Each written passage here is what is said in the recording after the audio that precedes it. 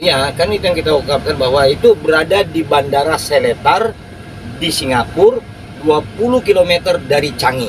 Itu bandara tua, sejak zaman kemerdekaan Perang Dunia Kedua, itu adalah bandara yang dibangun Inggris. Itu landasannya panjangnya 2,7 km, lebarnya 1,2 km, itu 500-an hektar. Di situ transaksi terbuka dan di luar kelaziman.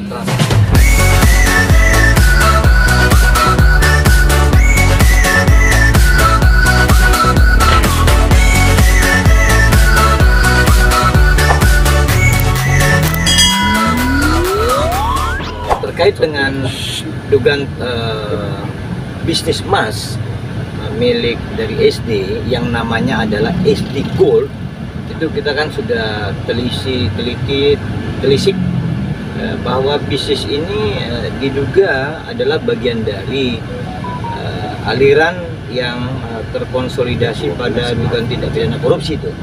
Nah, itu terlihat bahwa akhir-akhir ini informasi terkait SD Gold itu kan di drop ya, dan itu kita sudah dapatkan data-datanya bahwa pada line kelima, artinya lapis kelima di antara pemilik konsolidasi saham dan atau pemilihan perusahaan, nanti akan ditemukan orang-orang besar di situ, pemain-pemain emas. Itu ada biasa kalau di sana di dunia itu keluarga itu dikenal dengan nama LO gitu ya. Itu baru nanti di penghujung ada tokoh besar yang terkonsolidasi juga dengan partai politik, ada nanti di situ. Namun bahwa memang lapis-lapisnya luar biasa. Jadi kita mau mengatakan seperti ini. Ini adalah kasus yang sangat menarik jika Kejaksaan Agung menelisiknya dengan cerdik. Bukan sebatas standar bahwa ada dugaan-dugaan yang lain. Tapi kami sudah melihat bahwa Kejaksaan Agung menggunakan metode yang unik. Pertama, kasus ini kan publik tidak begitu tahu, tetapi dimunculkan nama Herina Lim. Nah, ini membuat publik menjadi tertarik. Lantas yang paling booming adalah ketika disebutkan nama Harvey Muiz, terkoneksi nanti dengan SD. Nah, ini kan baru nanti capaian menjadi debatable ketika angkanya adalah diduga sampai bisa menimbulkan kerugian negara karena harus memperbaiki dampak lingkungan atau nilai keekonomiannya sampai 271 triliun. Lalu dikait-kaitkan kalau di Vietnam aja dihukum mati, kok di sini kok hanya mati gaya, kan gitu ya. Kalau di Vietnam itu kan dihukum mati. Tapi untuk kasus 271 triliun di kasus tambang timah itu hanya mati gaya sementara doang gitu. Nah, oleh karena itu kepada Pak Jaksa Agung, Bapak Ibu penyidik di Kejaksaan Agung, kita berharap agar kasus ini jangan lagi dibuat tidak sampai pada corporate crime-nya. Ini sudah harus sampai pada kejahatan perusahaan, karena memang luar biasa. Bukan sekarang ada debatable, malah sekarang mau cuci tangan nih orang yang harusnya tersangka tetapi belum tersangka kan ya. Mulai cuci tangan bahwa tidak ada dalam perusahaan dan lain. Udah, kita bisa nanti buktikan kok. Orang yang disebut tidak terkait pada perusahaan itu, sesungguhnya dia adalah pembeli perusahaan itu. Nah, bisa kita nanti bantu dari konteks kapan ada rapat dan lain-lain. Sekarang malah asumsi dasar adalah ini ada upaya untuk mengorbankan hanya segelintir orang. Itu dilakukan oleh mereka-mereka. Jadi terhadap kasus ini kita berharap jangan lagi disia-siakan, tapi harusnya momentum ini dimanfaatkan dengan baik oleh pihak Kejaksaan Agung. Harapan kita demikian. Jadi dibagi itu Nama-nama itu luar biasa ya. Kita belanja dari Kementerian Hukum dan HAM data-data, lalu kita analisa, lalu kita pelajari alur, kemudian bagaimana mereka mendirikan korporasi itu, banyak hal lainnya. Ini ternyata masih kecil. Terkait dengan transaksi perdagangan atau bisnis emasnya SD ini kecil ini. Nah, yang kita harapkan adalah selain bahwa dugaan tindak pidana korupsi, ada dugaan penyimpangan kewenangan pada iup pertambangan PT Timah Persero Tbk. Nah, ini yang terbaru. Kami duga Kejaksaan Agung sudah nyiapkan nih. Ada terbukti aliran dan jumlah uang pada saat tata niaga atau jual beli ekspor dari timah ke luar negeri ini. Kami yakin Kejaksaan Agung sudah pegang itu. Nah, disinilah nanti mungkin publik makin terkesima dan makin salut kepada Kejaksaan Agung tentang jumlah uang yang luar biasa besar. Di sini ada upaya untuk membengkakkan ongkos produksi, tetapi menekan harga jual ke luar negeri. Luar biasa ini. Kami sedang menyiapkan data karena mudah-mudahan di minggu depan, di akhir minggu depan, data-data korporasi yang terkait di situ, dan ada mantan petinggi sekelas menteri terlibat di situ. Kita akan ungkap di minggu, udah dapet kok. Kita udah menyiapkan itu semua. Malah nama-nama orang dan nama perusahaan di dalamnya kita udah pegang.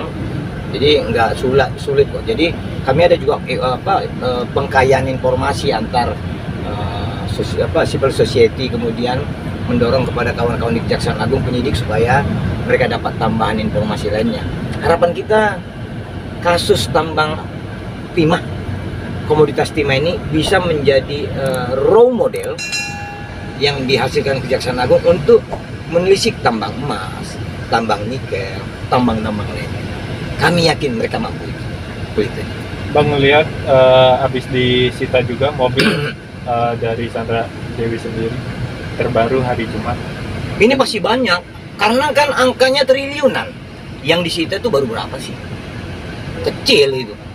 Dan ketika Kejaksaan Agung bisa menghadirkan hitungan ahli terkait cemaran dan atau kerusakan lingkungan, yang kemudian Pak Jaksa Agung sering mengkumandangkan bahwa ada sisi perekonomian di sini, kerugian perekonomian, ini luar biasa. Jadi artinya pola pikir kejaksaan itu sudah berbeda dengan pola pikir aparat hukum lainnya. Mereka mumpuni ke arah situ. Lepas nanti di peradilan itu mungkin terbalik atau menjadi tidak setajam saat ini, biarlah itu, walau alam nanti biar nanti publik yang menilai, yang netizen plus 62 menilai yang benar itu, yang udah baik itu Kejaksaan Agung atau pengadilan kita, biarkan aja itu. Kami yakin dengan mereka kok. Artinya yang disita belum seberapa ya Bang? Tapi Belum kan seberapa. ini tahapan untuk memiskinkan. Ya ini salah satu, walaupun belum ada undang-undang perampasan aset di Indonesia, tetapi dengan menggunakan ketentuan hukum pidana umum, dengan disita kan sudah sebenarnya identium itu kan. Cuman kalau memang disita ini memang lebih capek penyidik membuktikannya. Kalau perampasan aset itu kan bisa terkoneksi dengan cepat gitu ya, alurnya bisa sekali klik bisa bagaimana gitu. Nah intinya kita memberi dukungan dan kita harapkan agar Kejaksaan Agung jangan lagi takut-takut. Netizen plus 62 ada di belakang Kejaksaan Agung. Insya Allah gitu ya. Kalau itu sebenarnya kami bukan ranah kita ya, tapi kalau itu terjadi baik juga sih kalau itu. Tapi kan yang kita mau lihat adalah itu kecil. Saran kita dikejarlah jet. Ini kan kita ungkapkan bahwa itu berada di Bandara Seletar di Singapura, 20 km dari Changi. Itu bandara tua sejak zaman perang kemerdekaan Perang Dunia Kedua. Itu adalah bandara yang dibangun Inggris. Itu landasannya panjangnya 2,7 km, lebarnya 1,2 km. Itu 500-an hektar. Di situ transaksi terbuka dan di luar kelaziman transaksi. Makanya kita ungkap dan alhamdulillah Kejaksaan Agung sudah menyasar ke situ. Itu benar. Ini nanti akan mirip kapal pesawat ini akan diambil atau disita mirip kejadian tindak pidana korupsi 1 ringgit Malaysia. Itu miripnya. Jadi kalau kondisi-kondisi ini udah nggak apa-apa. Kita dukung aja Kejaksaan Agung. Kita nanti bagaimana berharap agar mungkin ini akan berdampak politik luas. Tetapi Pak Presiden Jokowi kan udah dukung. Tokoh-tokoh negara kan sudah dukung. Pemberantasan korupsi itu harus dihabisin. Tapi kalau masih ada takut-takut sayang juga gitu. Namun kami cermati kan ini ya Kejaksaan Agung sudah menyita beberapa smelter. Kalau nggak salah sudah 4 disita di smelter itu kan. Nah berarti udah bener ini, udah on the track Kejaksaan Agung. Tinggal kita tambah lagi data-data lain. Termasuk kami akan menyiapkan data korupsi real pada ongkos produksi, nilai jual, dan ekspor. Kami sedang siapkan ini. Bang balik.